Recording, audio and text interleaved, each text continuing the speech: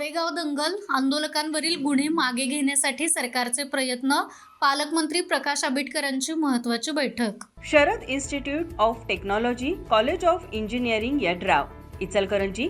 Diploma, डिग्रीचे दर्जेदार शिक्षण, विद्यार्थ्यांना उच्च शिक्षणाच्या सर्व सेवा सुविधा देणारी एक अग्रगण्य शैक्षणिक संस्था. Sharad institute of technology, college of engineering Yadrav, Ichalkaranji. Pune येथे 2018 साली झालेल्या भीमा कोरेगाव घटनेच्या अनुषंगानं दाखल झालेल्या गुन्ह्यांबाबत आता प्रशासकीय स्तरावरती महत्त्वाच्या हालचाली सुरू झाल्या आहेत. कोल्हापूर जिल्ह्यातील आंदोलकांवरील गुन्हे मागे घेण्याबाबत सामोपचाराने आणि समन्वयानं मार्ग काढला जाईल अशी ग्वाही कोल्हापूरचे पालकमंत्री प्रकाश आंबेडकर यांनी दिली आहे.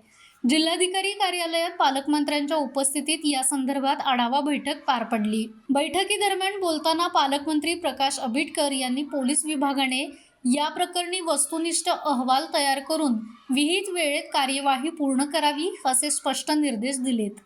या बैठकीला निवासी उपजिल्हाधिकारी गजानन गुरव, सरकारी वकील सूर्यकांत पवार, शहाजी कांबळे, DJ भास्कर यासह जिल्ह्यातील भीम अनुयायी प्रत्यक्ष आणि दूरदृश्य प्रणालीद्वारे उपस्थित होते.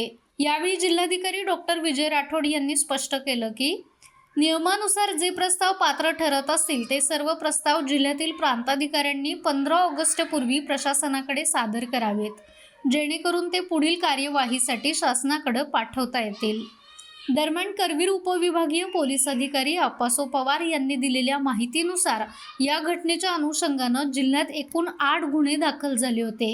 त्यापैकी 2 गुन्हे मागे घेण्यात आले आहेत, तर एका गुन्ह्यात संबंधितांची निर्दोष मुक्तता झाली आहे. सध्या केवळ 5 गुन्हे प्रलंबित असून त्यावरती आता प्रशासकीय पातळीवरती विचार सुरू आहे.